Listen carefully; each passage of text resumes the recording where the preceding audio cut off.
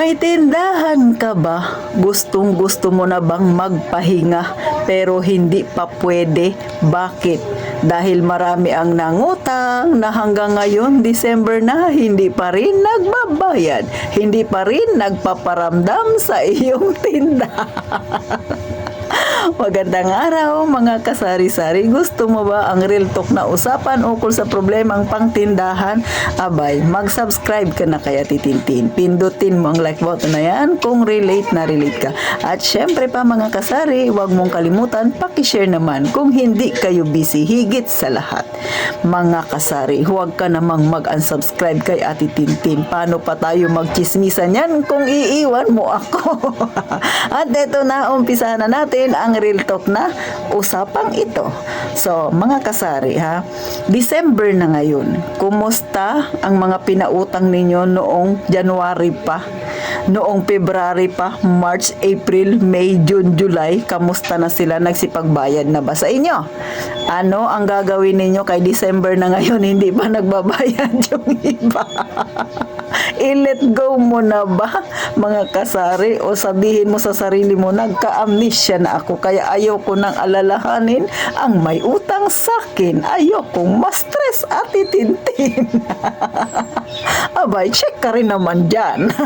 Kung ayaw mo may stress, kalimutan mo na. Pero sa totoo lang, pag maliit na halaga, pwedeng gawin yon. Pero pag masyadong malaki, mahirap magkaroon ng amnesia sa ganyang klase, mga kasari. Bakit? Pera yung kinuha nila sa'yo o kaya naman item ng tindahan mo na kung hindi mo yan pinautang, nagkatubo ka pa sana, mga kasari. Eto, usapang matino, mga kasari. Dahil sa titintin, panay ngirit-ngirit lang. Alam niyo mga kasari, no? Bakit kaya ganun, no? Pagka nangungutang sila sa atin, pupunta sa tindahan mo, grabe talaga yung pagmamakaawa sa'yo. Halos maglumuhod sa harapan mo para lang pagkatiwalaan mong pautangin sila ng kanilang kailangan sa kanilang tahanan. Ngayon, maniningil ka na dahil ilang buwan ang nakaraan or ilang linggo na ang nakaraan, pangako ng pangako, hindi naman nila tinutupad. Baliktad na, ikaw na ngayon na inutangan, pag siningil mo sila, ikaw na ngayon ang halos din manikluhod sa kanila para bayaran ka. Ang masaklap pa, ikaw na yung inutangan, pag siningil mo sila, mag-iisip ka ng idadahilan sa kanila na paano para hindi sila masaktan kung maniningil ka. Pambihira talaga. Nag-iisip ka pa ng paraan. Ano ba ang sasabihin ko doon sa may utang sa akin? Ano ba ang dapat sabihin para hindi siya ma-offend? Ay, ganon. Ganon nga. Bakit ko nasabi yan? Dahil sa dami ng nakikita kong mga kasari na may tindahan ng mga may utang tapos sisingilin ng tindera. Sila na yung galit, sila na nga yung may utang. Sila pa yung magalit, ay sila pa yung may gana na nagwawakal-wakal dyan sa gitna ng kalsada. Kesyo daw tayong mga tindera. Hindi makaantay, hindi makaintindi sa kanilang kahirapan. Ay bakit? Inintindi mo na nga sila, kaya nga pinautang mo. Ngayong kailangan mo yung pera na yun dahil ipambibili mo ng yung paninda, ikaw na ngayon ang hindi makaintindi. Isa ka ba sa nakaranas niyan, Sisi? Sus Mariosip talaga, mga kasari. Alam niyo mga kasari, may mga ganyan na nangutang sa akin, pero ayaw kong magwakal-wakal. Si Ate Tintin, ayaw ko nang may kaaway. Pero pag nagsalita ako sa kanila, talagang masakit ako magsalita. Kulang na lang sabihan mo sila ng, yun bang utang mo sa akin, iyon na lang ba yun? Hindi ka na ba talaga magbabayad? Dapat sinabi mo ng maaga sa akin, para ibigay ko na lang yun sa'yo, para hindi na ako magpakahirap maningil. Mga kasari. Pero syempre, yung mga yan, yung mga malalakas magutang, ito tandaan ninyo ha, mga may tindahan. Kung sino yung taong mahilig pumuri sa'yo, tapos pag pinautang mo, bago hindi mo kaagad mapagbigyan, yung pilit ng pilit.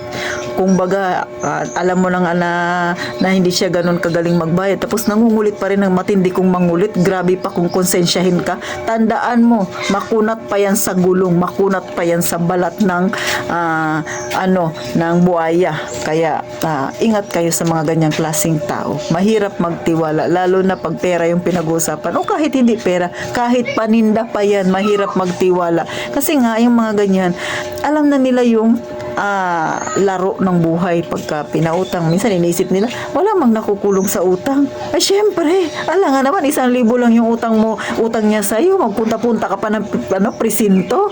Di ba mga kasari? So, kaya yung iba, yan, ganyan kalalakas yung loob nila. Grabe kung makapamirwisyo ng kanilang kapwa-tao. Kaya, ikaw tindera ka, lalo na kung baguhan ka sa ganitong larangan, huwag kang magpapautang.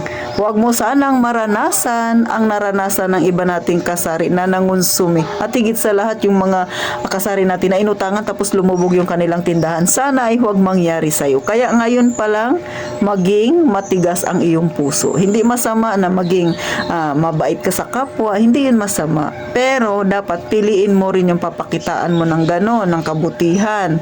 Bakit? Kasi karamihan sa mga ganyan ay abusado. Kaya kung hindi ka marunong makiramdam sa ganyang klaseng tao, asahan mo, ikaw na ang nagpautang, ikaw pa ang masama, ikaw na ang tumulong, sila pa ang may ganang magalit sa'yo.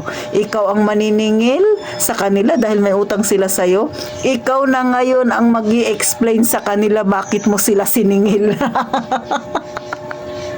Yan ang pinaka nakakasakit ng kalooban sa isang inutangan. O di ba? Bakit kailangan mong ikaw ang mag-explain sa kanila na kailangan ko na ang pera ko, baka pwede namang bayaran mo na ako. O di ba mga kasari? Kaya sa mga hindi pa nakakaranas ng ganitong klaseng kumbaga, kung may tindahan ka, hindi mo pa nararanasan yung ganitong pagsubok sa iyong katatagan, huwag mong subukin, mga kasari. Kasi masisira ang iyong buhay, sabi nga nila.